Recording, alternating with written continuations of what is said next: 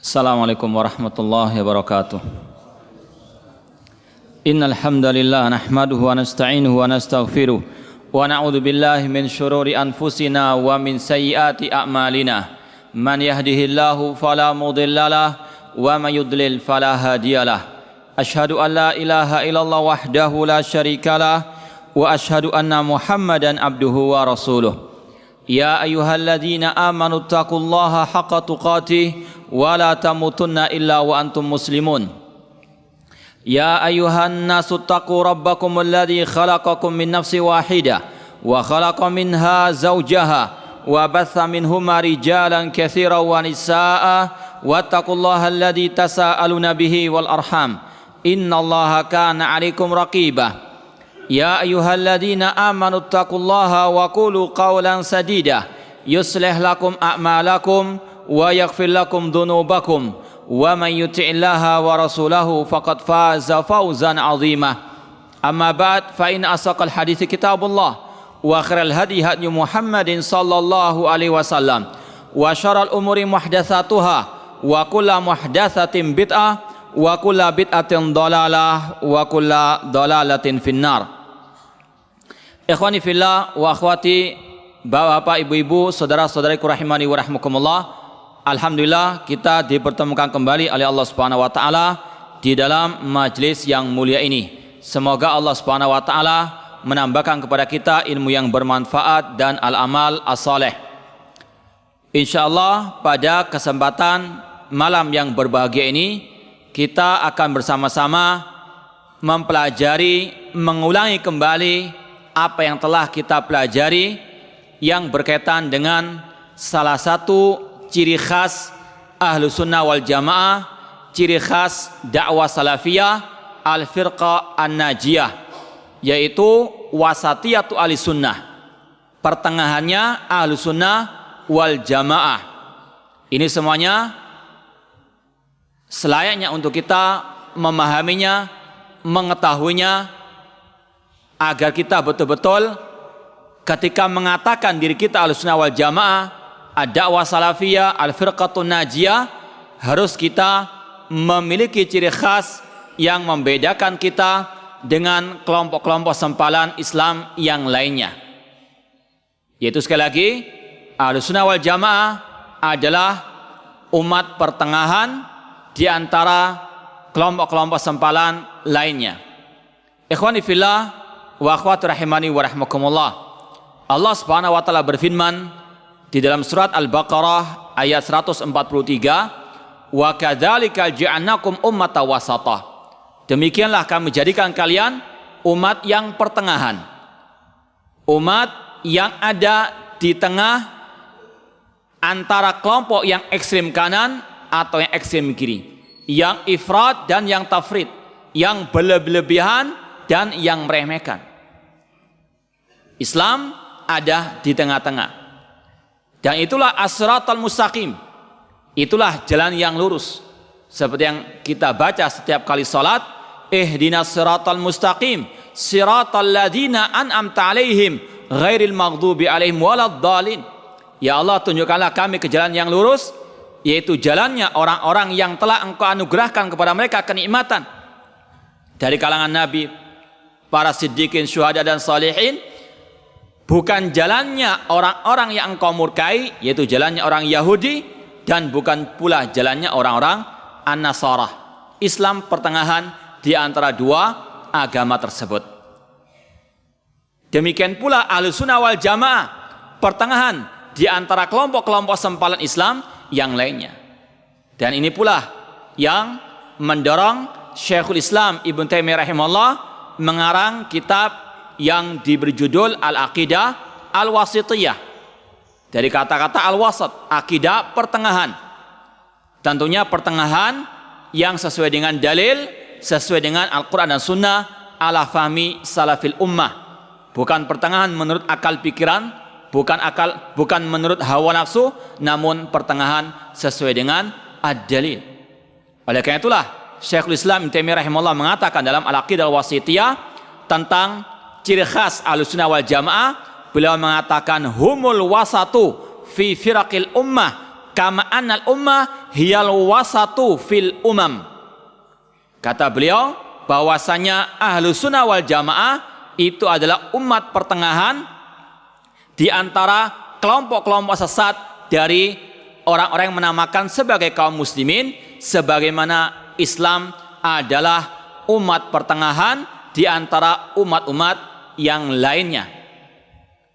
Kalau kita ambil contoh tentang pertengahannya Islam di antara agama-agama yang ada, terutama agama Nasara dan agama Al-Yahud, seperti yang Allah firmankan tadi, Islam adalah as-siratal mustaqim, bukan seperti Yahudi, bukan seperti orang Nasara.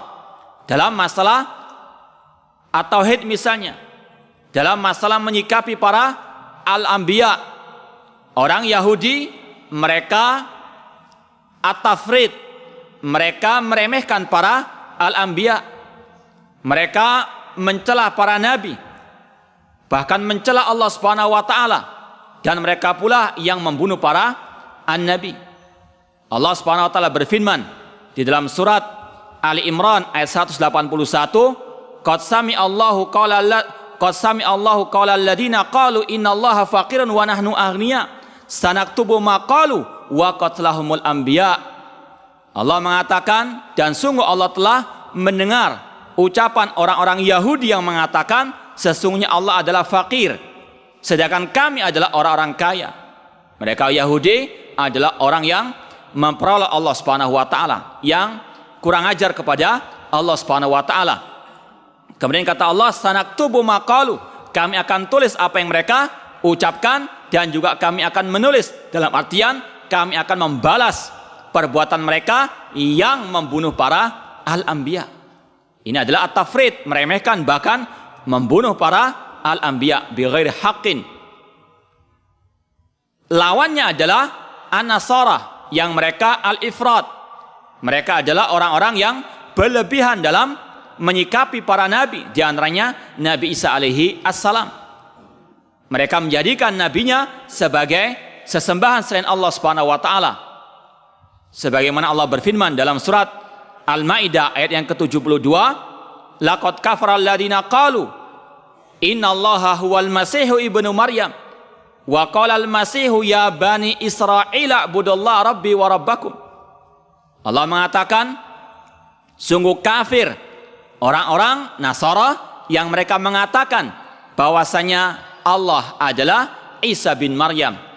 Padahal Nabi Isa mengatakan, ya bani Israila budullah, wahai bani Israel, sembahlah Allah, Rabbku dan Rabb kalian. Innahu man yusyrik billah faqad harramallahu alaihil jannah wa ma'wahun nar wa ma lidzalimina min ansar. Barang siapa yang menyekutukan Allah, maka haram baginya surga dan tempatnya adalah api neraka, dan tidak ada penolong bagi orang-orang yang berbuat kesyirikan. Ini dua agama yang bertolak belakang. Yahudi mereka meremehkan para anbiya, sedangkan Nasara menuhankan nabinya, berlebihan dalam menyanjung nabi mereka. Islam wasat, pertengahan. Islam menyatakan bahwasanya nabi manusia biasa, namun mereka adalah utusan Allah yang wajib untuk ditaati. Tidak seperti Yahudi, tidak seperti orang-orang an-Nasara. Ini adalah pertengahannya Islam di antara dua agama tersebut.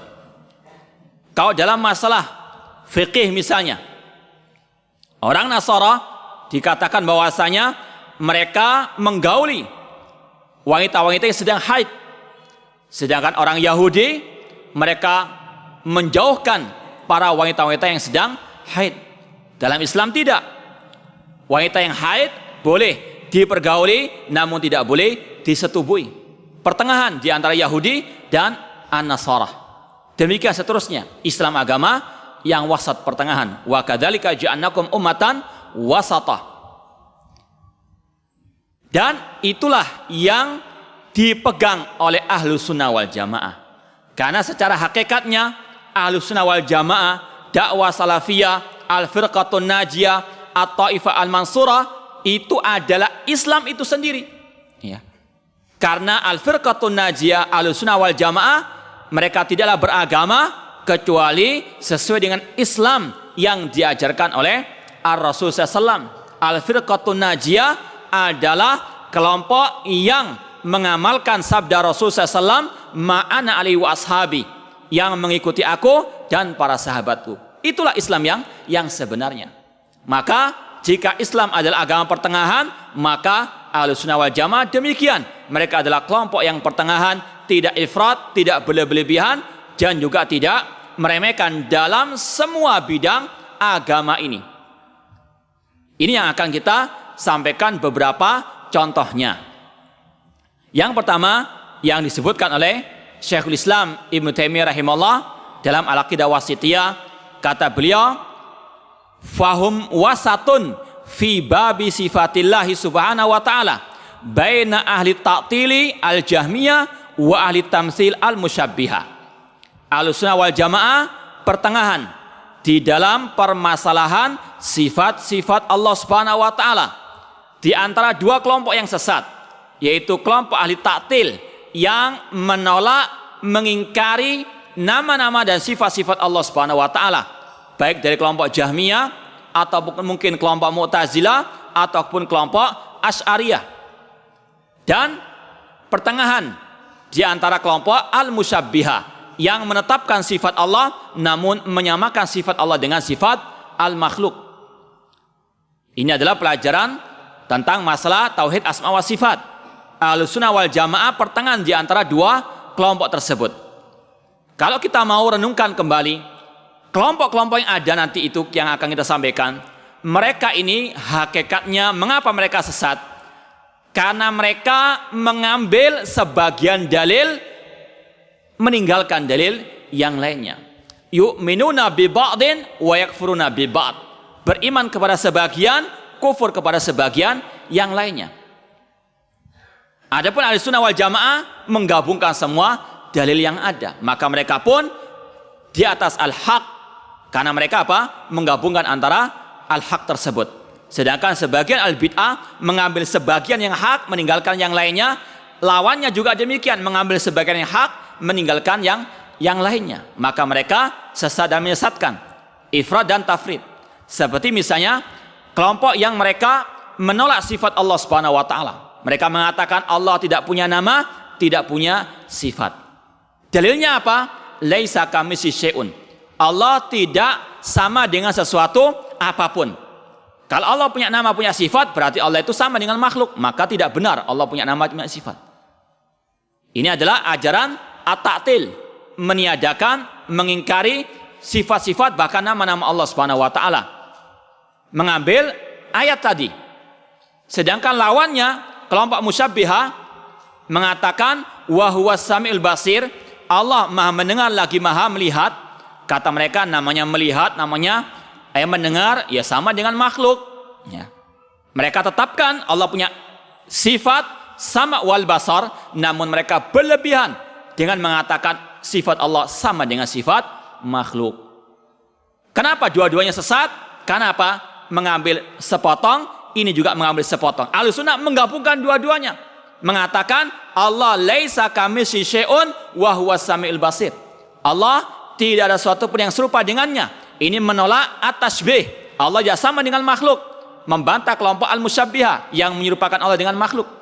Sedangkan firman selanjutnya wa huwas samiul basir, dan dia Maha melihat lagi Maha mendengar, atau Maha mendengar lagi Maha melihat. Ini menetapkan sifat Allah Subhanahu wa taala. Inilah Ahlussunnah wal Jamaah, mengambil semua yang datang dari Allah dan Rasulnya sallallahu alaihi wasallam, tidak mengambil sepotong-sepotong. Makanya Ahlussunnah menyatakan bahwasanya wajib kita menetapkan apa yang telah ditetapkan oleh Allah dan Rasulnya di dalam Al-Quran maupun Sunnah yang sahihah tentang nama-nama dan sifatnya, tanpa menyerupakannya dengan makhluk, tanpa membayangkan sifat Allah tersebut, karena akal kita tidak sampai kepadanya, dan tidak boleh mentakwil-takwilkannya, dan sekaligus tidak boleh mengingkarinya. Menetapkan apa adanya tanpa at-tasybih. Itu pertengahannya Ahlussunnah dalam bab sifat-sifat Allah Subhanahu wa taala. Tidak berlebihan seperti kelompok musyabbihah yang menetapkan namun menyerupakan. Mereka lalai dengan firman Allah, walam yakun lahu kufuwan ahad, laisa kamitslihi syai'un. Mereka lupa dengan ayat tersebut. Sedangkan kelompok ta'til lupa bahwasanya Allah mengatakan wa huwas samiul basir. Allah Maha mendengar lagi Maha melihat, menetapkan sifat Allah tersebut. Ini pertengahannya Ahlus Sunnah wal Jamaah di dalam bab sifat-sifat Allah Subhanahu wa taala. Jadi, ajaran yang benar adalah ajaran Ahlus Sunnah wal Jamaah, yaitu sekali lagi dalam masalah bab nama-nama dan sifat Allah, mereka menetapkan nama-nama dan sifat Allah sesuai dengan apa yang tercantum dalam Al-Quran dan sunnah yang sahihah tanpa menyerupakannya dengan makhluk. Allah punya tangan, Allah punya wajah, Allah punya sifat al-kalam, yang semua sifat-sifat tersebut tidak sama dengan makhluk. Ya, meskipun sama lafadznya namanya, namun hakikatnya tidaklah sama. Seperti yang sudah antum pelajari bersama, dalam bahasa kita saja namanya wajah antara makhluk saya tidak sama. Ya, wajah gajah dengan wajah semut tidak sama. Gajah punya badan, semut punya badan, apakah sama? Yang mengatakan sama perlu diperiksa kejiwaannya. Demikian pula semuanya, ya. Manusia punya kaki, meja punya kaki, kursi punya kaki, apakah sama? Wajah monyet, apakah sama dengan wajah manusia? Yang mengatakan sama, ya silahkan. Ya. Namun kita tidak mau mengakui kesamaan tersebut. Ini antara makhluk saja, namanya sama, namun beda hakikatnya. Apalagi antara al-khaliq dan makhluk. Tentu apa? Jauh, tidak sama-sama sekali. Ini adalah keyakinan Ahlussunnah wal Jamaah bahwasanya nama dan sifat Allah tidak sama dengan nama-nama ataupun sifat-sifat makhluk-makhluknya. Sebagaimana zat Allah tidak sama dengan zat makhluk, maka demikian pula nama-nama dan sifat Allah tidak sama dengan sifat al-makhluk. Demikian pula kelompok Mu'attilah yang menolak sifat-sifat Allah. Mereka lupa dengan ayat yang berbunyi tadi wa huwas samiu al-basir. Lupa dengan firman Allah wa yabqa wajhu rabbika dzul jalali wal ikram bal yadahu mabsutatan. Mereka tidak ingat ayat-ayat yang menetapkan sifat-sifat Allah tersebut.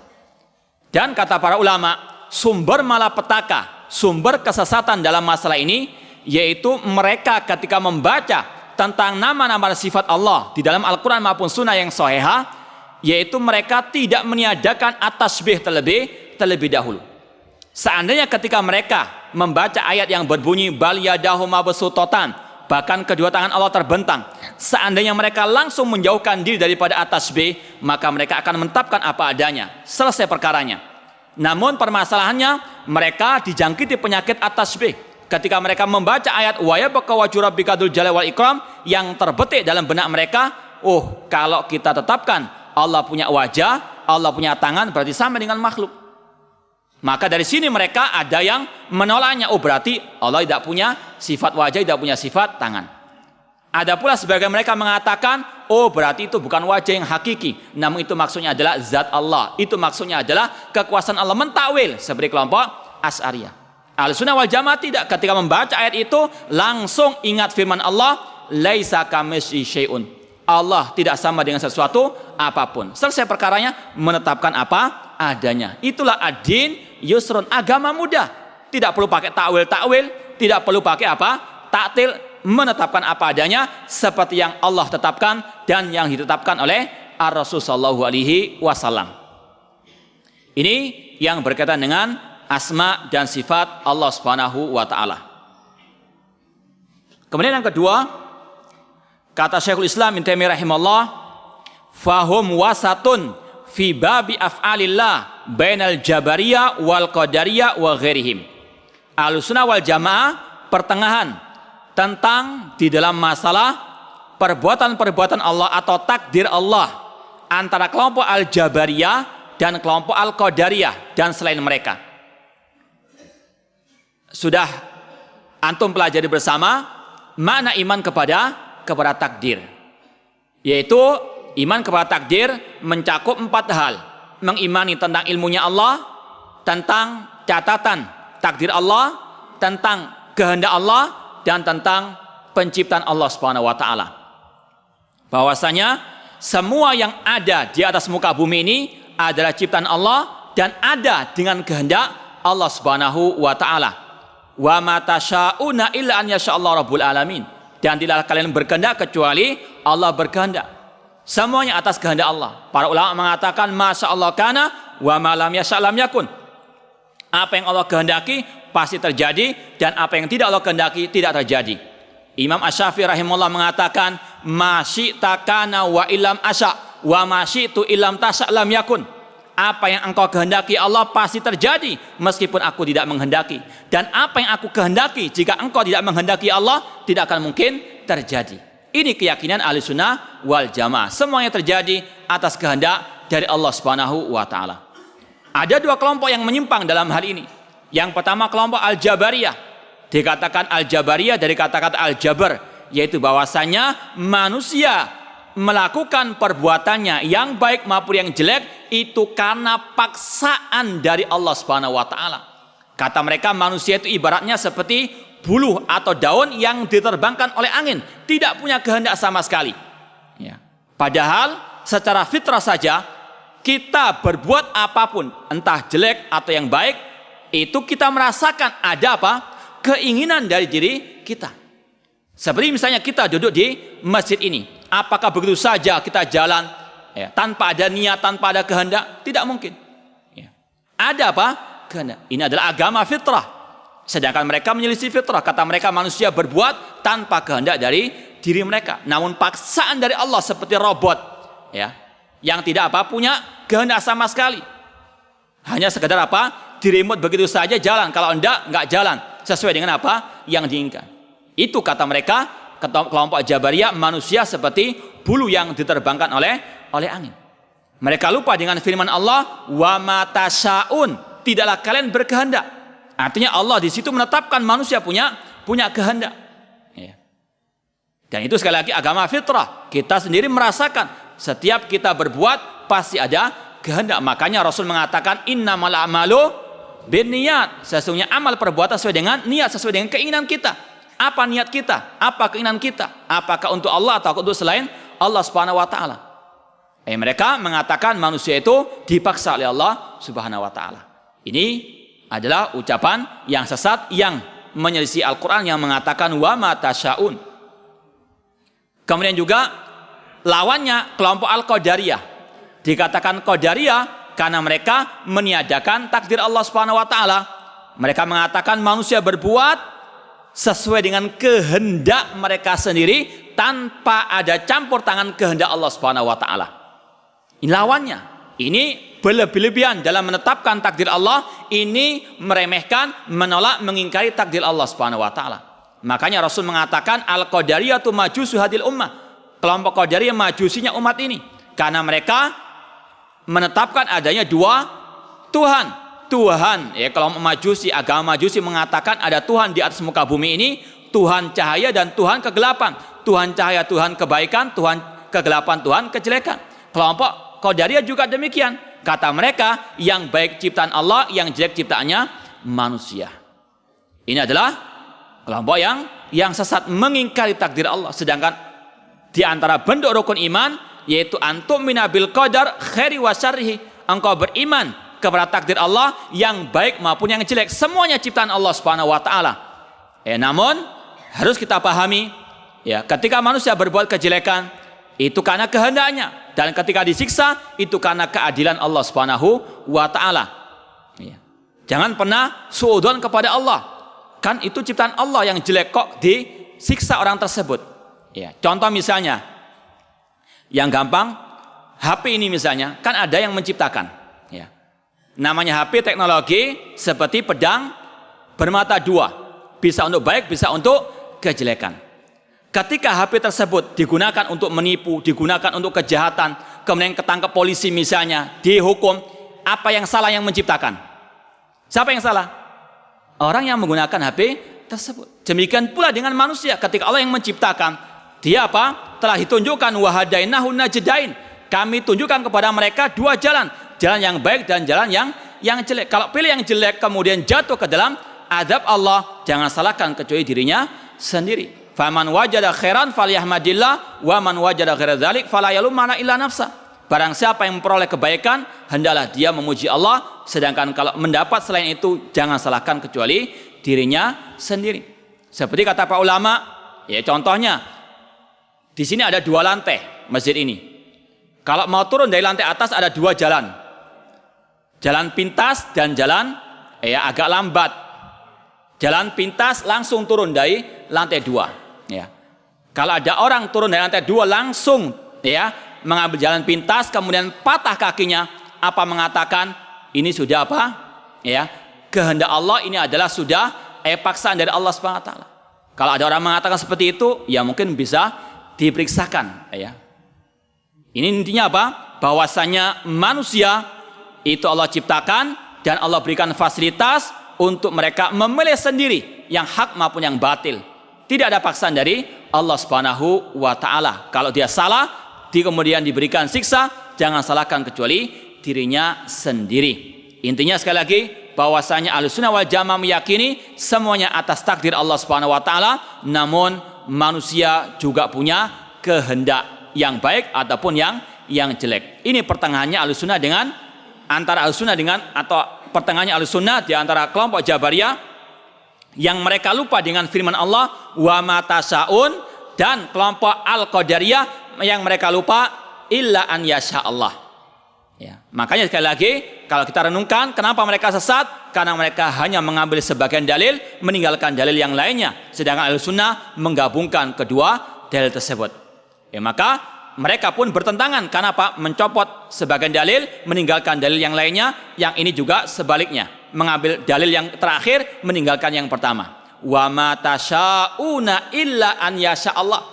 Di situ ada 2 kehendak, kehendaknya manusia dan kehendaknya Allah Subhanahu wa taala. Kelompok Jabariyah menolak kehendaknya manusia, kelompok Al-Qadariyah menolak kehendaknya Allah Subhanahu wa taala. Ahlussunnah menggabungkan kedua-duanya, bahwasanya Allah punya kehendak, manusia punya kehendak, namun kehendak manusia masih di bawah kehendak Allah Subhanahu wa taala. Itulah pertengahan Ahlussunnah wal Jamaah di dalam masalah af'alillah, yaitu takdir Allah Subhanahu wa taala.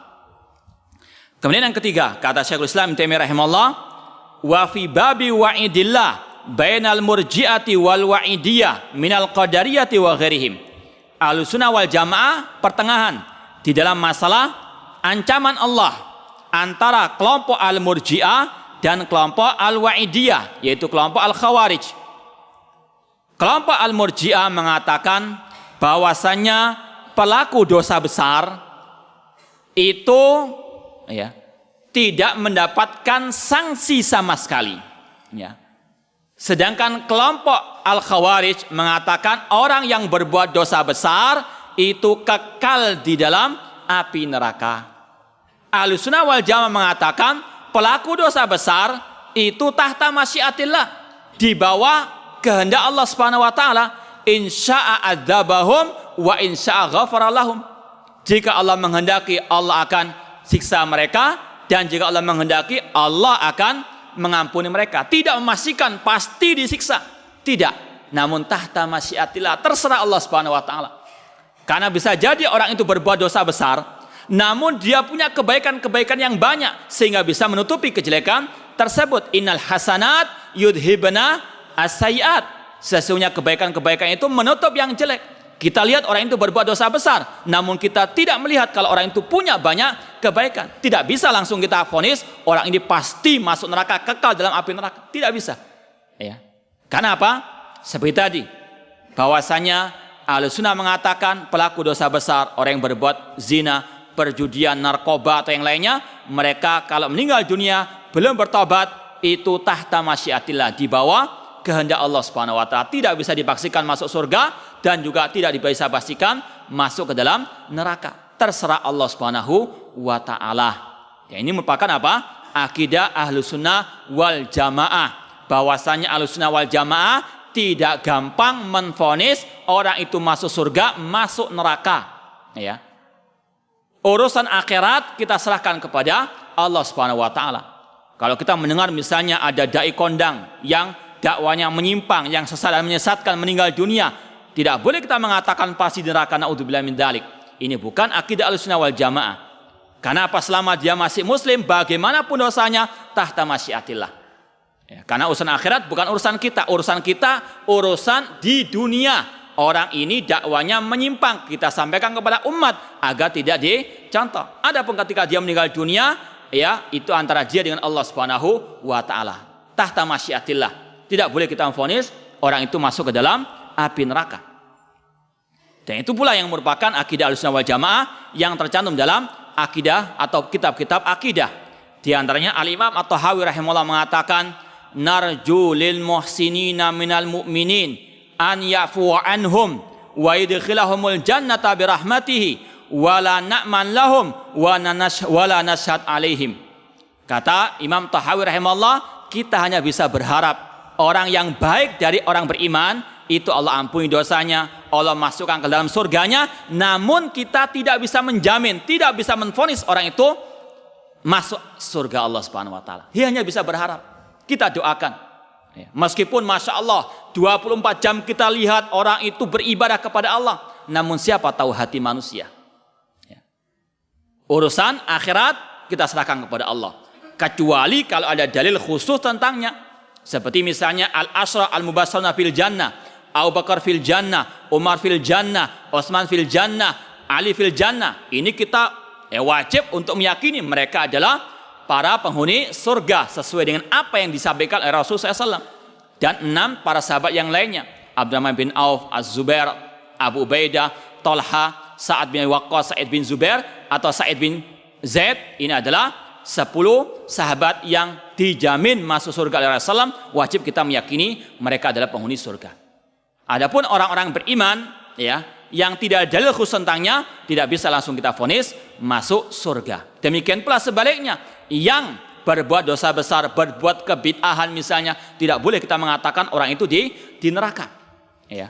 Kata Imam Tahawi rahimahullah taala, wa nakhafu 'alal musi wa la nuqannituhum. Ya, kita hanya bisa apa? Pesimis saja. Ya. Takut khawatir orang itu masuk neraka karena perbuatan bid'ahnya, perbuatan dosa besarnya. Namun tidak boleh kita menvonis orang itu masuk ke dalam api neraka. Dan juga beliau mengatakan wala nunazzilu ahadan minhum jannatan wala naran. Kata Imam Tahawi dalam kesempatan yang lain, beliau mengatakan tidak boleh kita menvonis seorang pun dari kaum muslimin masuk surga atau masuk neraka. Sekali lagi kecuali kalau ada dalil khusus tentangnya. Abu Lahab di neraka, Abu Thalib di neraka, kedua orang tua Rasul di neraka. Kita wajib meyakininya. Karena apa? Ada dalilnya. Seperti misalnya masa tabat yada Abi Lahab bin Watab, jelas Abu Lahab di neraka. Demikian pula dengan Abu Thalib, demikian dengan kedua orang tua Rasul sallallahu alaihi wasallam. Ketika ada seorang sahabat bertanya kepada Rasulullah, di mana ayahku? Kemudian Rasul mengatakan finnar.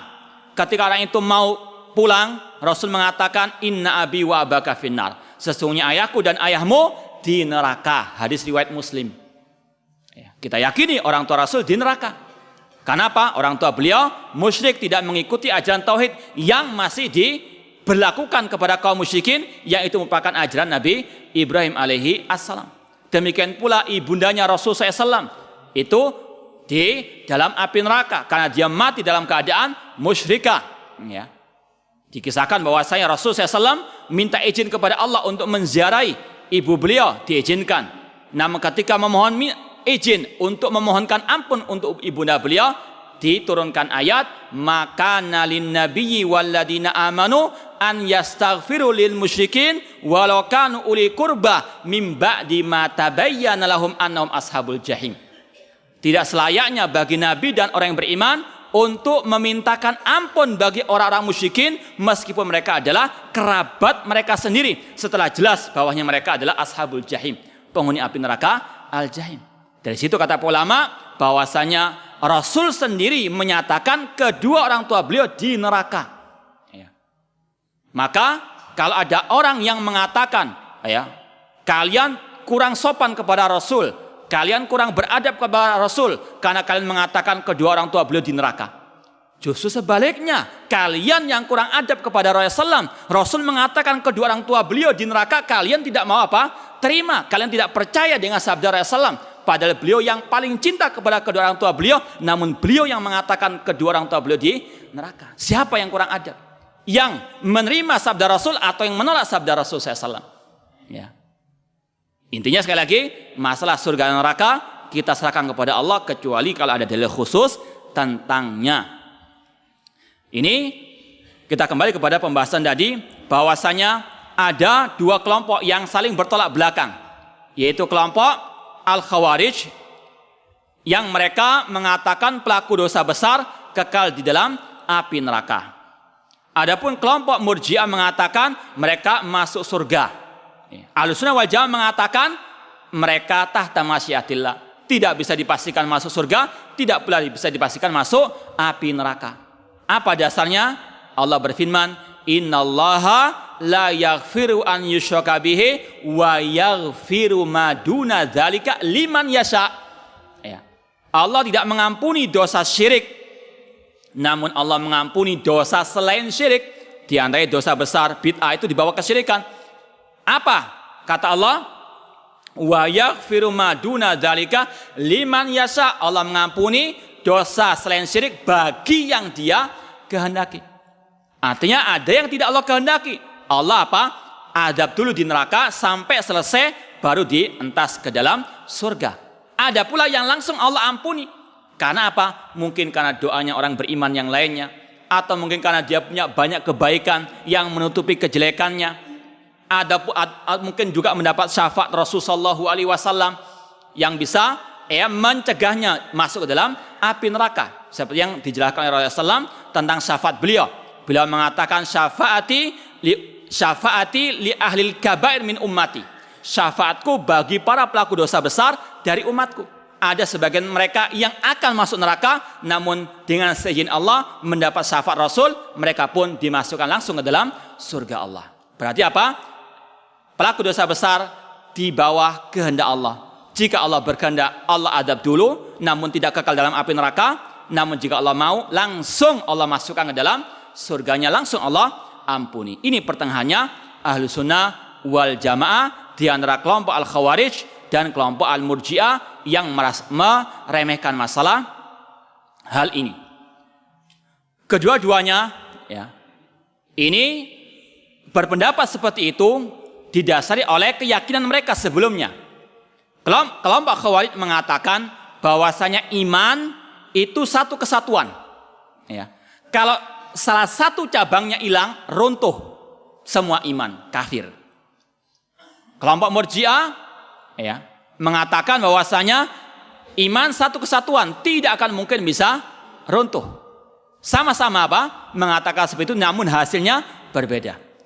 Adapun Ahlussunnah mengatakan iman yataba'at, iman itu bercabang sesuai dengan sabda Rasul, al-imanu bid'un wa sab'una syu'bah. Fa'alaha qaulu la ilaha illallah wa adnaha imatatul adani thariq. Iman itu bercabang, memiliki 70 lebih cabangnya. Yang paling tinggi ucapan la ilaha illallah, dan yang paling rendah imatatul adani thariq, menyingkirkan gangguan dari jalan. Antara cabang-cabang itu banyak cabang-cabang yang lainnya. Salat cabang keimanan, puasa cabang keimanan, thalabul ilmi belajar ilmu agama cabang keimanan. Kalau salah satu cabangnya hilang, tidak mesti runtuh.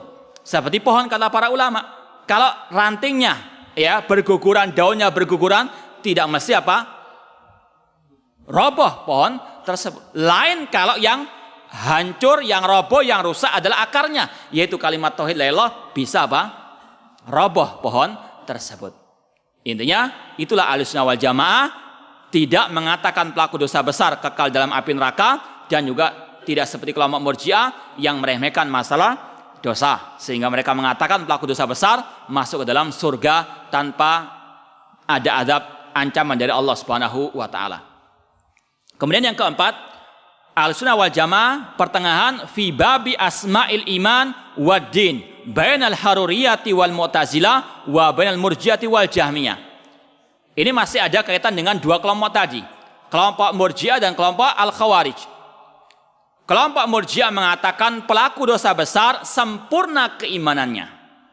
Lebih dari itu, mereka mengatakan pelaku dosa besar, ya, imannya sempurna sebagaimana imannya Jibril, imannya Nabi Muhammad SAW. Ya. Kata mereka pelaku, misalnya dosa besar, entah pezina, peminum khamar, pemabuk dan sebagainya, itu imannya sama dengan Jibril. Ya. Karena mereka mengatakan bahwasanya la yadurru mal imani dzambun. Iman itu tidak tercederai dengan dosa. Ya. Namanya iman tetap, kata mereka. Entah dia beramal yang jelek, tidak ada kaitannya dengan imannya. Karena apa? Keyakinan mereka bahwasanya amal perbuatan bukan termasuk bagian daripada al-iman. Makanya itulah namanya bid'ah. Bid'ah itu terkadang apa? Saling berkaitan. Tumbuh satu, tumbuh lagi, terus berkaitan. Ya. Ketika mereka, kelompok Murji'ah mengatakan iman itu adalah ucapan dan keyakinan saja. Amal perbuatan tidak termasuk iman. Maka dari situ muncul bid'ah berikutnya, yaitu mengatakan bahwasanya orang yang bermaksiat, berbuat dosa besar, tidak memadorotkan keimanannya. Imannya tetap sempurna. Karena apa? Amal tersebut tidak merupakan bagian daripada al-iman. Ya. Ini ajaran yang sesat. Ya. Karena apa? Akhirnya meremehkan masalah dosa dan maksiat. Seperti yang sudah pernah kita sampaikan, ini merupakan salah satu yang juga diwarisi oleh sebagian kaum muslimin di negeri kita. Mereka mengatakan yang penting niatnya baik, yang penting hatinya. Disuruh berjilbab tidak mau, yang penting hatinya berjilbab. Ya. Diperintahkan untuk sholat, yang penting hatinya baik. Ya. Ini adalah warisan daripada kelompok Murji'ah. Mungkin namanya beda, cuma apa? Hakikatnya sama, yaitu mengeluarkan al-amal daripada al-iman. Sebaliknya lawannya adalah kelompok al-khawarij, mengatakan bahwasanya kalau cabang iman itu hilang, maka tidak dikatakan mukmin, langsung dikatakan kafir, keluar dari al-Islam. Ahlussunnah wal Jamaah pertengahan, tidak mengatakan mukmin yang sempurna imannya karena berbuat dosa besar, tidak pula mengatakan kafir, namun apa? Mengatakan orang itu mukmin namun naqisul iman, kurang imannya, atau mukmin dengan keimanannya, fasik dengan kefasikannya. Ahlussunnah wal Jamaah berdalil bahwasanya orang tersebut meskipun berbuat dosa besar tidak kafir, adalah firman Allah misalnya, wa in ta'ifatani minal mu'minina qatatalu fa aslihu bainahuma. Apabila ada dua orang beriman, kelompok orang beriman berperang, damaikanlah di antara keduanya. Berperang, saling bunuh-membunuh termasuk dosa besar.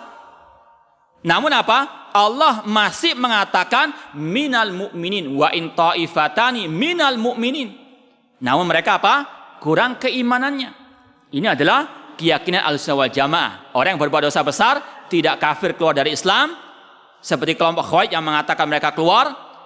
Dan juga Ahlussunnah wal Jamaah bukan seperti kelompok Murji'ah yang mengatakan orang berbuat dosa besar sempurna keimanannya. Ahlussunnah mengatakan orang yang berbuat dosa besar iman, mukmin dengan keimanannya, fasik dengan kefasikannya, atau dikatakan orang itu mukminun naqisu al-iman, mukmin namun kurang keimanannya. Kemudian yang kelima, kata Syekhul Islam Ibnu Taimiyah rahimahullah, Ahlussunnah wal Jamaah pertengahan dalam bab menyikapi ahlul bait atau para sahabat Rasulullah, khususnya dari kalangan ahlul bait. Di antara kelompok Syiah Rafidah qatalahumullah dan kelompok al-Khawarij. Terutama pada zaman dahulu, kelompok al-Khawarij mereka memerangi ahlul bait, memerangi Ali bin Abi Thalib radhiyallahu anhu, bahkan mereka yang membunuh Ali bin Abi Thalib. Siapa yang membunuh beliau? Abdurrahman bin Muljam al-Himyari al-Khariji. Ya. Ini adalah apa? Kelompok Khawarij yang menegakkan permusuhan terhadap ahlu baitnya Rasulullah SAW. Padahal Rasulullah SAW berwasiat untuk apa? Menghormati ahlul baitnya beliau. Namun tentunya ahlul bait yang beriman dan bertakwa, yang mengikuti ajarannya Rasulullah SAW. Adapun kalau dia mengaku sebagai ahlul bait, di rumahnya ada silsilah keturunannya dari zaman Adam sampai kepada dia misalnya, lewat Nabi Muhammad SAW, Ya, meskipun kita katakan meskipun Anda ya punya seperti itu, punya akta notarisnya misalnya, sudah tidak masalah. Cuma tidak ada manfaatnya kalau Anda tidak bertauhid, tidak bertakwa, tidak mengikuti ajarannya Ar-Rasul sallallahu alaihi wasallam. Karena Rasul sendiri mengatakan, man batta'a bi amaluhu lam yusri bi nasabuhu. Barang siapa yang lambat amal perbuatannya, tidak bisa dipercepat dengan nasab keturunannya. Likulin darajatun mimma amilu. Setiap orang, kata Allah, akan mendapatkan derajat sesuai dengan amal perbuatannya, bukan dengan nasab keturunannya. Inna akramakum indallahi atqakum. Sesungguhnya yang paling mulia di antara kalian di sisi Allah yang paling bertakwa. Nasab keturunan belakangan, yang penting iman dan takwa yang dahulu. Maka jangan tertipu kita dengan slogan orang-orang yang mengaku sebagai ahlul bait. Bahkan ulama mereka sepakat kelompok al-batiniyah an-nusairiyah atau yang semisal dengan mereka dari kelompok batiniyah, meskipun mereka mengaku sebagai keturunan al-bait, ulama sepakat mereka adalah kufar, mereka adalah keturunan Majusi, keturunan Yahudi. Namun menyamar berkedok sebagai keturunan al-bait untuk menghancurkan Islam dari dalam. Pengakuan tidak bisa langsung diterima begitu saja. Ya, seandainya pun betul, namun kalau syirik perbuatannya, bid'ah perbuatannya, apa arti nasab keturunan tersebut? Ya, lebih parah dari itu, mereka mengatakan bahwasanya mereka lah yang membawa kuncinya surga. Ya, kita katakan ya, itu kuncinya surganya Dajjal, bukan surganya Allah Subhanahu wa taala. Karena Dajjal juga punya surga, namun surganya adalah neraka. Ya. Intinya jangan kita tertipu dengan slogan sebagai al-bait. Ya, karena memang yang pertama kita lihat al-iman wa taqwa, ittibanya kepada ajaran Ar-Rasul sallallahu alaihi wasallam. Kelompok Syiah Rafidhah, mereka mengkultuskan al-bait, mereka menuhankan ahlul bait, di antaranya Ali bin Abi Thalib dan juga di antaranya putra beliau Al-Husain, cucunya Rasulullah SAW, mereka sembah sampai detik ini. Ini adalah pengkultusan kepada ahlul bait. Ini lawannya kelompok Khawarij, yang ini mengkultuskan, menuhankan, yang ini memusuhi, seperti Yahudi dan orang Nasara. Yahudi karena Syiah Rafidhah anak cucunya Yahudi, maka ajarannya sama, yaitu menuhankan manusia. Atau mereka adalah orang-orang yang mengkultuskan ahlul baitnya Rasul sallallahu alaihi wasallam. Sedangkan orang-orang al-Khawarij, mereka membunuh bahkan memusuhi ahlul bait. Ahlussunnah wal Jamaah pertengahan, menghormati ahlul bait, tentunya yang beriman dan bertakwa, namun tidak sampai mengkultuskan mereka. Sebagaimana Ahlussunnah wal Jamaah juga mencintai para sahabat yang lainnya, menghormati para sahabat, namun tidak berlebihan. Seperti yang dikatakan oleh Imam At-Tahawi rahimahullah, beliau mengatakan, wa nuhibbu ashabar Rasul sallallahu wa la nufritu fi hubbi ahadin minhum. Kita mencintai para sahabat Rasul sallallahu, namun kita tidak berlebihan dalam mencintai mereka, mendudukkan sesuai dengan kedudukan mereka sebagai manusia yang terbaik, namun individu-individu mereka tidak maksum dari kesalahan. Kita wajib cinta kepada para sahabat, kita wajib mengakui sahabat orang yang terbaik setelah para nabi dan para rasul, namun individu mereka tidak maksum dari kesalahan. Inilah pertengahan Ahlussunnah wal Jamaah terhadap sahabat Rasulullah, terutama ahlul bait, tidak berlebihan seperti kelompok Syiah qatalahumullah, dan tidak berlebihan dalam atau tidak memusuhi sebagaimana kelompok Al-Khawarij. Sudah ada?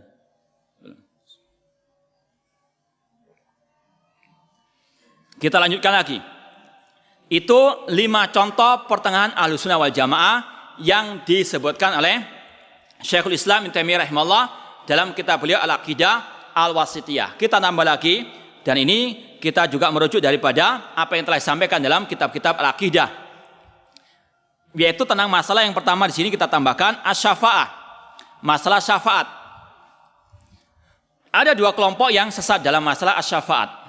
Yang pertama kelompok Mu'tazilah, kelompok yang menuhankan akal mereka. Mereka mengatakan tidak ada syafaat, mereka menentang adanya syafaat.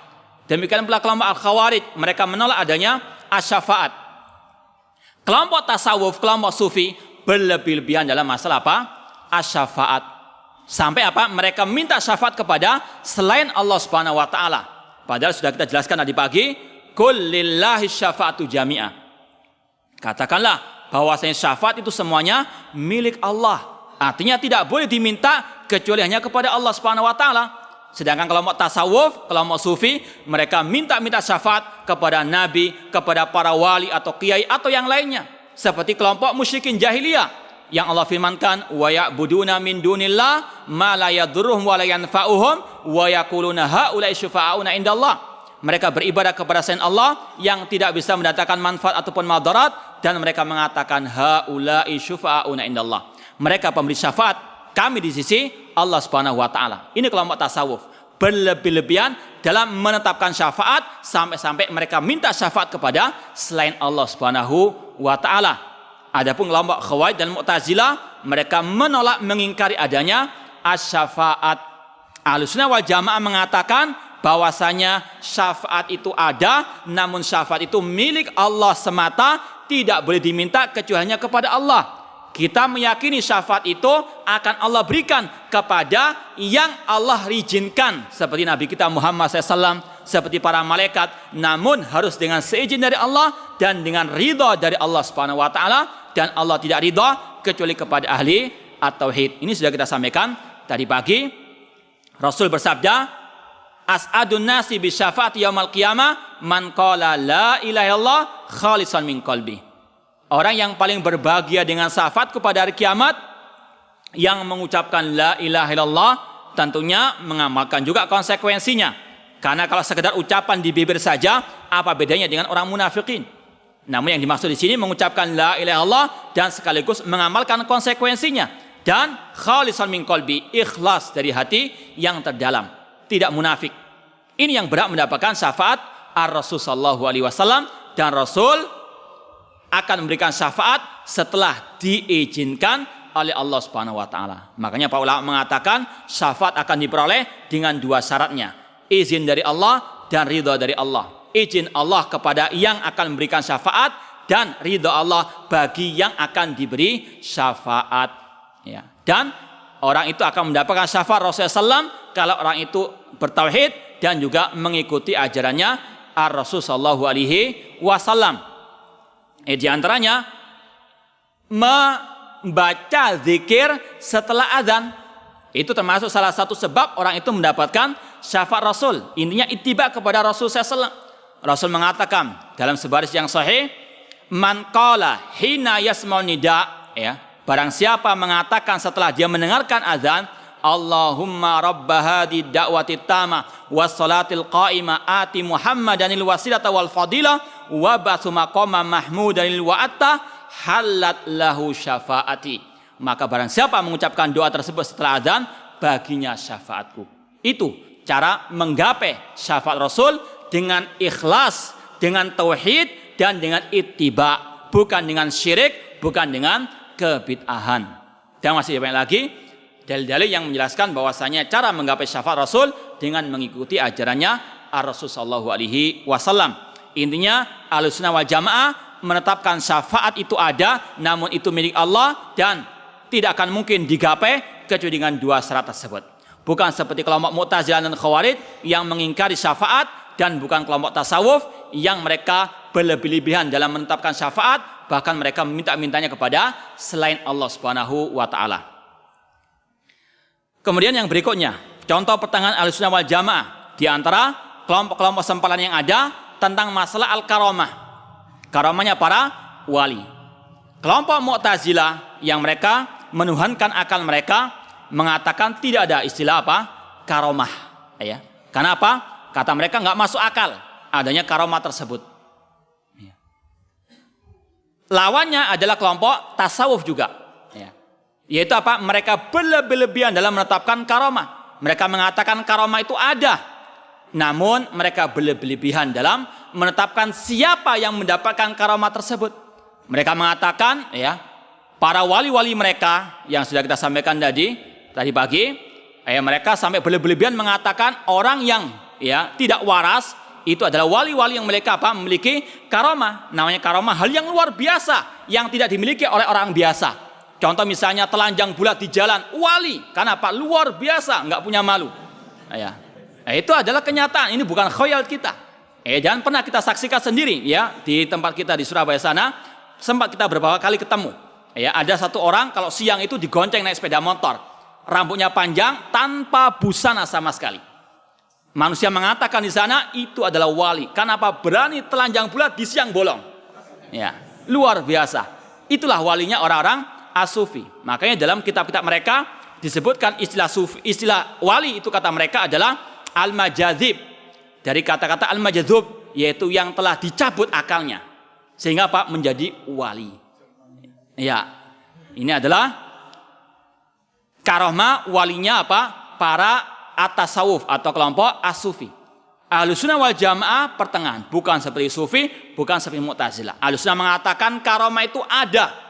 Bahkan dalilnya ada dalam Al-Quran dan sunnah yang as-sahihah. Namun karomah tersebut hanya diberikan oleh Allah bagi orang-orang yang beriman dan bertakwa, bagi para wali-wali Allah yang sebenarnya. Siapa wali Allah? Ala inna awliya Allahi la khafun alaihim walahum yahzanun alladzina amanu wa kanu yattaqun. Ketahuilah bahwasanya wali-wali Allah itu tidak punya rasa takut dan juga tidak bersedih hati, yaitu orang yang beriman dan bertakwa, yang bertauhid dan ittiba kepada sunnah Rasul sallallahu alaihi wasallam. Ini adalah keyakinan Ahlussunnah wal Jamaah. Karamah itu ada, namun hanya Allah berikan kepada yang beriman dan bertakwa. Dan itu pula yang disabdakan oleh Rasul SAW dalam hadisul wali. Allah berfirman dalam hadits qudsi, man adali waliyan faqad adantu bil harbi. Barang siapa musuhi wali-waliku, aku mengumumkan perang kepadanya.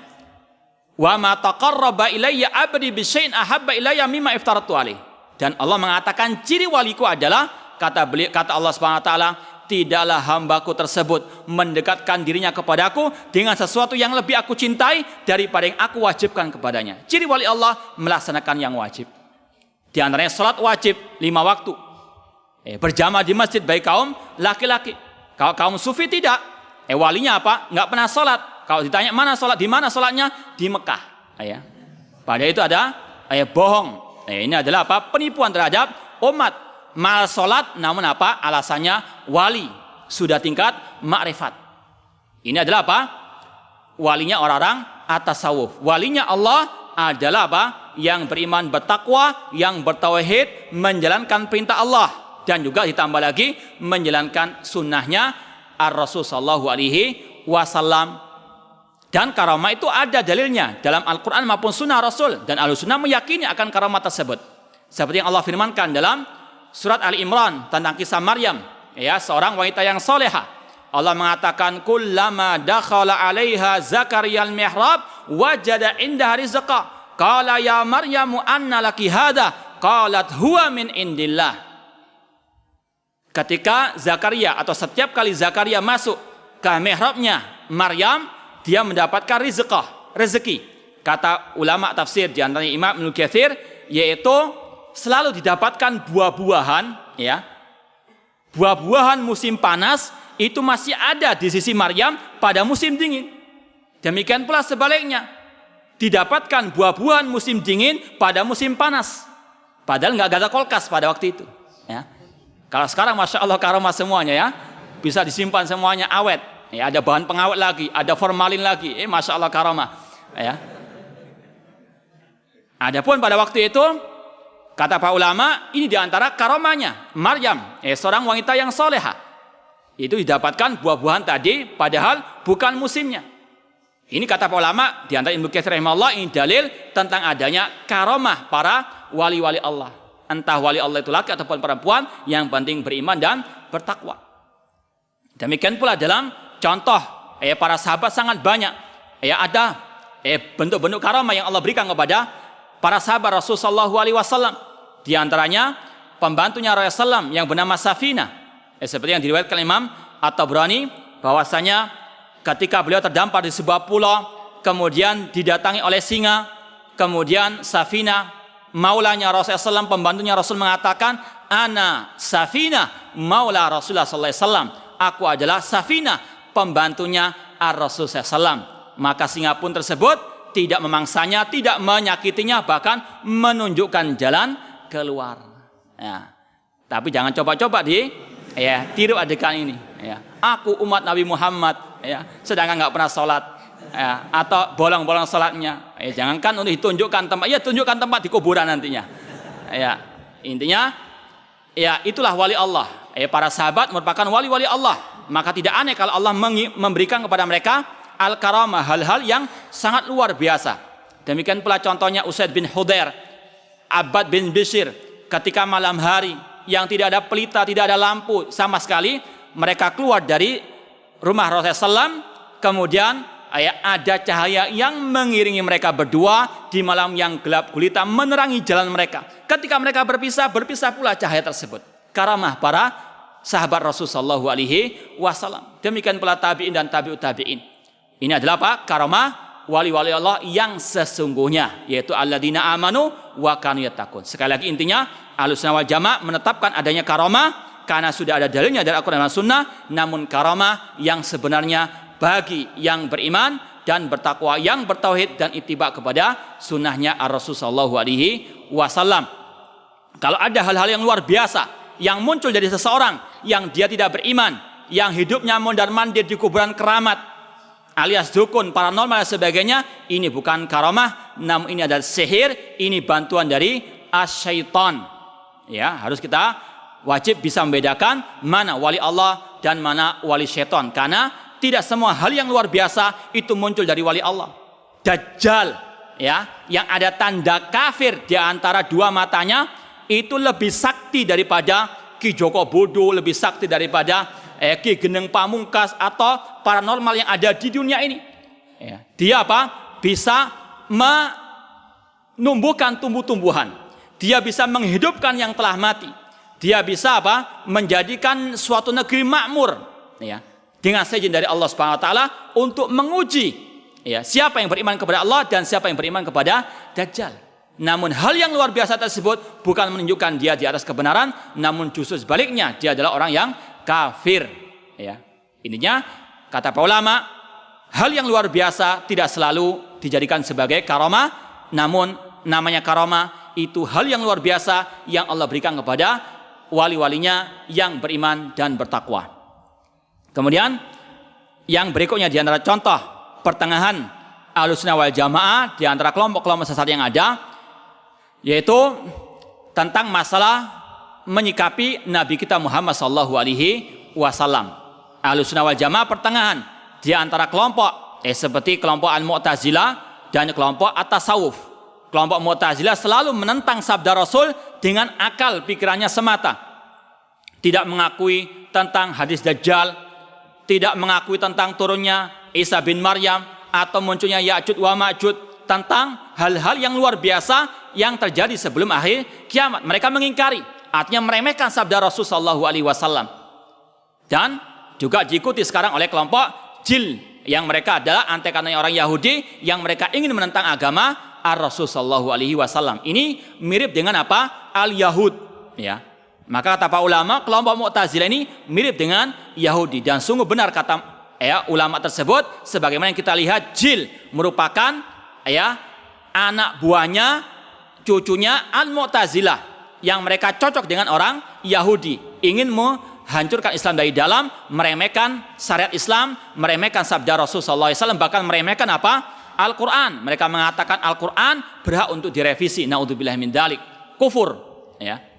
Ini lawannya adalah kelompok tasawuf yang mereka berlebih-lebihan terhadap siapa? Nabi kita Muhammad SAW, sehingga apa? Mensejajarkan beliau dengan Allah Subhanahu wa taala. Ini mirip Yahudi, ini mirip orang Nasara.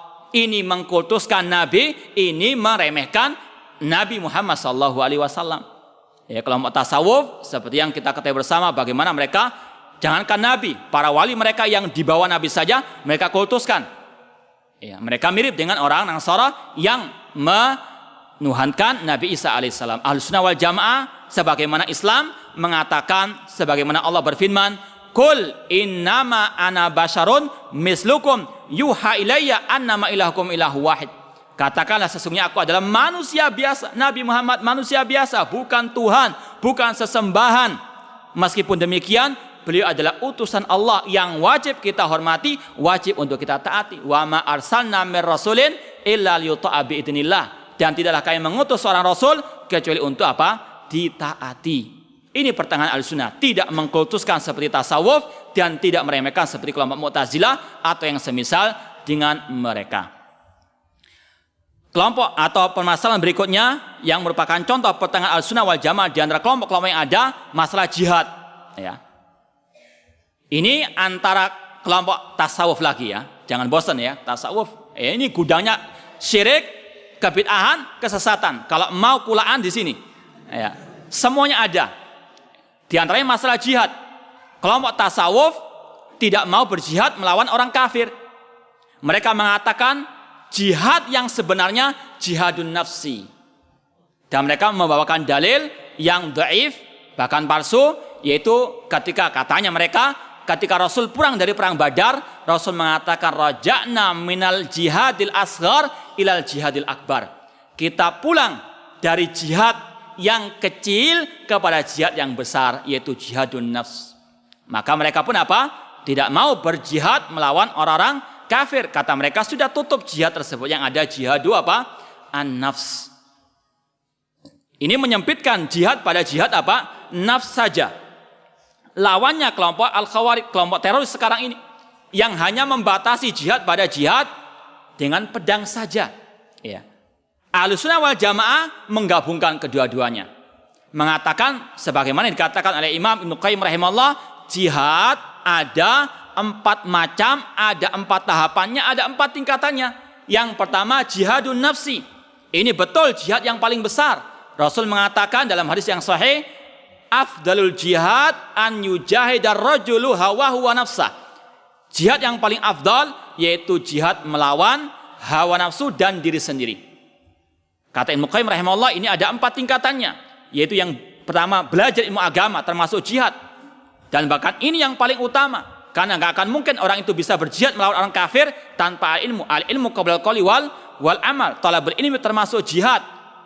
Seorang sahabat yang bernama Abu Darda rahimahullah radhiyallahu anhu mengatakan, wal bahtsu anhu, atau apa, Abu Darda mengatakan, man ra'a annal huduwa ila talabil ilmi laysa bijihad faqad naqasa aqluhu wa ra'yu.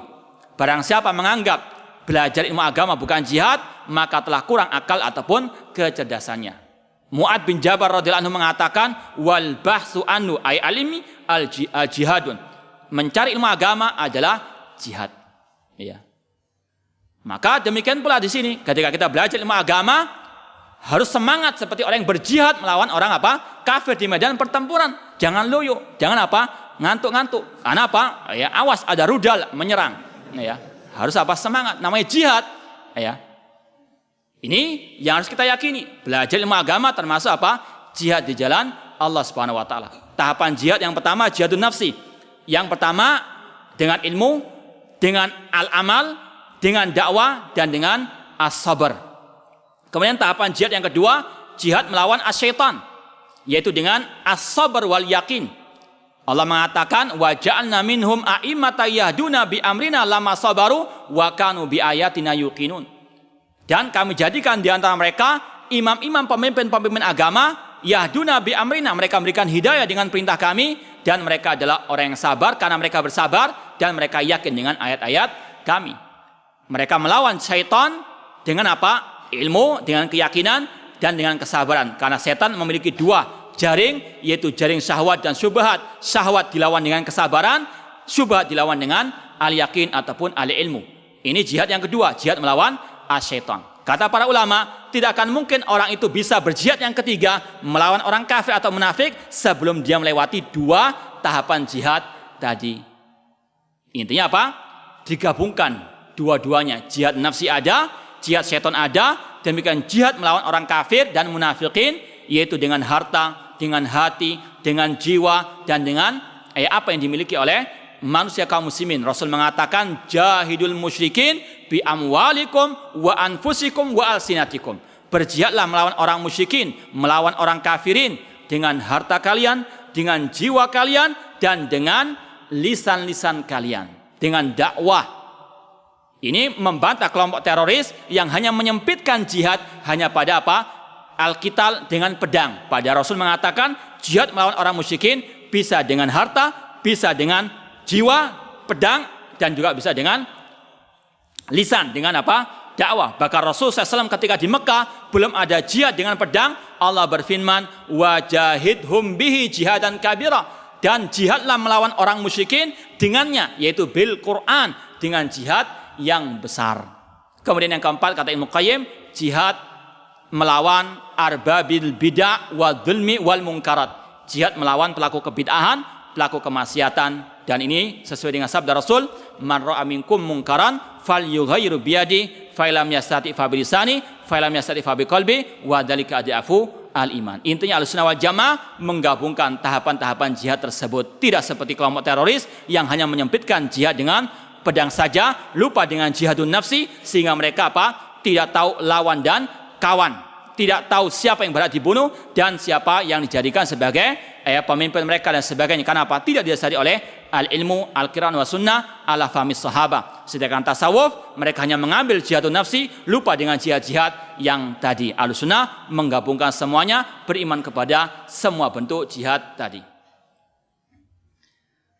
Kemudian yang terakhir, ya, masalah ar-raja wal khauf. Masalah berharap dan takut yang merupakan, kata para ulama, dua rukun ibadah. Ketika orang itu beribadah harus diiringi oleh ar-raja wal khauf, rasa harap dan rasa takut. Seperti yang Allah firmankan, tatajafa junubuhum anil madaji'i yad'una rabbahum khaufan wa tama'a. Lambung-lambung orang beriman jauh dari tempat tidur mereka ketika malam hari, mereka tahajud, ya, yad'una rabbahum, berdoa kepada Rabb mereka khaufan wa tama, dengan penuh rasa takut, takut akan adab Allah, dan penuh harap, mengharap rahmat dari Allah Subhanahu wa taala. Dan Allah juga berfirman, amman huwa qanitun ana al-laili amman huwa qanitun ana al-laili sajidan wa qa'imah yahdharul akhirah wa yarju rahmat rabbi. Apakah sama orang yang bangun malam untuk salat malam, yang mereka apa? Yarju rahmat rabbi, mereka mengharap rahmat Allah dan takut adab Allah Subhanahu wa taala. Itu yang Allah sifatkan orang-orang yang beriman. Kalau mereka beribadah, mereka iringi dengan rasa harap dan rasa takut. Ini berlainan dengan kelompok tasawuf. Ya, sekali lagi tasawuf. Lagi-lagi apa? Tasawuf urusan sesat, tasawuf. Ya. Tasawuf mengatakan kita beribadah kepada Allah bukan karena mengharap surga Allah, tidak pula apa? Takut azab Allah, namun kita hanya cinta kepada Allah Subhanahu wa taala. Ini menolak ar-raja wal khauf. Lawannya adalah kelompok al-khawarij, ya, dan kelompok al-murji'ah. Kelompok murji'ah mengatakan kita beribadah, kita hidup ini hanya roja saja, mengharap saja tanpa ada rasa takut, sehingga mereka meremehkan dosa. Kelompok khawarij takut terus, sehingga apa? Mereka putus asa dan mereka gegabah mengkafirkan kaum muslimin. Ahlussunnah wal Jamaah menggabungkan ar-raja wal khauf. Sampai ulama mengatakan dua hal ini, ar-raja wal khauf, seperti dua sayap burung, tidak akan mungkin burung bisa terbang dengan baik kecuali dengan dua sayap tersebut, ar-raja wal khauf. Dan itu bukan masalah ibadah juga, bukan masalah ibadah saja, namun juga masalah kehidupan kita di dunia ini. Dalam kita mengarungi bahtera kehidupan ini harus ada ar-raja wal khauf. Kalau raja saja kita akan apa? Ya, meremehkan, merasa aman terus, tidak siaga, waspada dari musuh-musuh. Kalau khauf saja cepat putus asa. Maka harus ada raja wal khauf. Khauf agak berlebihan diiringi dengan ar-raja, sehingga apa? Berjalan seimbang. Ya, ada pula yang mengatakan kalau orang itu dalam keadaan ditimpa musibah, diperbanyak rojanya. Kalau dia dalam keadaan mau berbuat maksiat, dikuatkan al-khaufnya, rasa takutnya. Intinya harus ada dalam kehidupan orang beriman ar-raja wal khauf, bukan seperti kelompok at-tasawuf dan juga bukan seperti kelompok al-khawarij ataupun murji'ah. Ini yang mungkin kita sampaikan, mudah-mudahan bermanfaat, dan masih banyak lagi contoh-contoh pertengahan Ahlussunnah wal Jamaah di antara kelompok-kelompok yang ada. Mudah-mudahan bermanfaat dan semoga Allah Subhanahu wa taala menjadikan kita istiqomah di atas jalan Ahlus Sunnah wal Jamaah sampai akhir hayat kita nanti. Wallahu ta'ala alam. Ya, kita lanjutkan sedikit dengan menjawab beberapa pertanyaan yang sudah masuk. Yang pertama, sering dijelaskan bahwa syarat diterima ibadah adalah ikhlas dan mutaba'ah. Tapi bagaimana kedudukan niat dalam hal tersebut? Bukankah Nabi SAW bersabda, innamal a'malu binniyat? Saya tanya kepada yang bertanya ini. Ikhlas itu berkaitan dengan apa? Dengan niat. Maka kata-kata innamal a'malu binniyat ini berkaitan dengan pada al-ikhlas. Ini apa? Dalil tentang masalah wajibnya ikhlas dalam beribadah, karena amal tergantung pada niatnya. Kalau niatnya bukan karena Allah, maka itu tidak ikhlas. Itu akan tertolak ibadahnya. Namun kalau niatnya karena Allah, maka itu adalah ikhlas. Itu merupakan salah satu syarat diterimanya amal ibadah. Bagaimana hukumnya? Atau bolehkah menyolati jenazah orang yang selama hidupnya dikenal masyarakat sebagai dukun dan terkenal jarang melaksanakan sholat? Ya, kalau kita meyakini bahwasanya para dukun-dukun tersebut adalah kaum musyrikin, maka tidak boleh kita mensolatinya. Adapun yang lain yang masih menganggap dia muslim, ya terserah. Namun kita pribadi tidak mau mensolati orang-orang tersebut. Mohon penjelasan tentang talqin bagi mayit yang sudah dikubur, karena perkara ini adalah sumber masalah dari dakwah as-salafiyah. Apa enggak kebalik? Yang mendatangkan fitnah atau masalah adalah ahlul bid'ah. Karena apa? Mereka yang membuat ajaran baru yang tidak pernah diajarkan oleh Ar-Rasul SAW. Imam Malik rahimahullah ta'ala, imam dari hijrah, imam kota Madinah pada waktu itu, beliau pernah ditanya oleh seseorang yang mau ihram, yang mau melaksanakan ibadah umrah atau haji. Kata orang tersebut, apakah aku boleh berihram dari sisi kubur Nabi SAW? Kata Imam Malik, la taf'al, jangan engkau lakukan, fa inni akhsha 'alaikal fitnah, karena aku takut akan menimbulkan fitnah. Kemudian kata orang tersebut, ayu fitnatin, fitnah apa ini? Aku sekadar menambah beberapa mil saja. Ihram orang yang mau umrah atau haji ketika di Madinah, Dzul Hulaifah, bukan di Masjid Nabawi atau bukan di kubur Nabi SAW, namun di Dzul Hulaifah. Kata orang tersebut, aku hanya menambah beberapa mil saja. Maka kata Imam Malik rahimahullah ta'ala, wa ayu fitnatin a'dham min annaka tara annaka qasabaqta ila fadilatin qassara anha Rasulullah SAW. Fitnah mana yang lebih besar daripada engkau menganggap dirimu lebih mendapatkan keutamaan daripada Rasulullah SAW? Rasul ihramnya dari Dzul Hulaifah, engkau menambah di Masjid An-Nabawi. Kata Imam Malik tadi apa? Inni akhsha 'alaikul fitnah. Inni akhsha 'alaika al-fitnah. Intinya apa? Yang mendatangkan masalah fitnah adalah siapa? Ahlul bid'ah. Karena mereka yang membuat ajaran baru dalam al-Islam. Dakwah salafiyah hanya meluruskan saja. Ini yang perlu apa? Kita luruskan. Yang mendatangkan masalah bukan dakwah salafiyah, namun mereka yang berbuat apa? Kebid'ahan. Rasul mengatakan, taraktukum alal mahajjatil bayda lailuha kanahariha la yazigu anha illa halik. Aku tinggalkan kalian di atas Islam yang putih bersih, malamnya seperti siangnya, tidak akan menyimpang darinya kecuali akan binasa. Kebinasaan muncul daripada apa? Kebid'ahan. Bukan yang menyuruh kepada as-sunnah atau itiba as-sunnah. Sekarang bagaimana? Masalah talqin bagi mayit yang sudah mati. Sekarang kita tanya, apakah Rasul pernah mentalqin orang yang sudah dikubur? Rasul SAW ditinggal mati oleh Khadijah binti Khuwailid radhiyallahu anha, istri beliau yang pertama. Rasul juga ditinggal mati oleh putra beliau Ibrahim. Apakah pernah beliau mentalkinkan orang-orang tersebut atau juga para sahabat yang meninggal dunia? Demikian pula para sahabat tidak pernah mentalkinkan sahabat yang lain yang telah meninggal duluan. Ini membuktikan bahwasanya talqin di kuburan tidak ada syariatnya dalam al-Islam. Yang ada itu talqin sebelum orang itu meninggal dunia, ketika sakaratul maut. Rasul mengatakan, lakinu mautakum la ilaha illallah. Talqinkanlah orang yang mau meninggal dunia dengan ucapan la ilaha illallah. Fa innahu man kana akhiru kalami la dakhala jannah. Karena barang siapa yang akhir ucapannya la ilaha illallah akan masuk surga.